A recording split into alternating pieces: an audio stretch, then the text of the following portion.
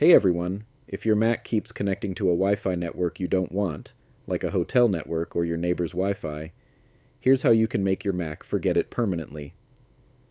Start by clicking the Wi-Fi icon in the top right corner of your screen, then select Wi-Fi settings.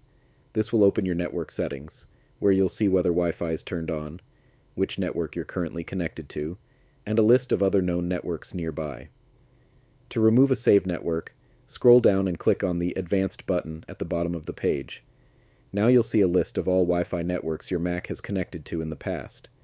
Find the one you want to forget. Next to it, click the three-dot menu, then select Remove from List.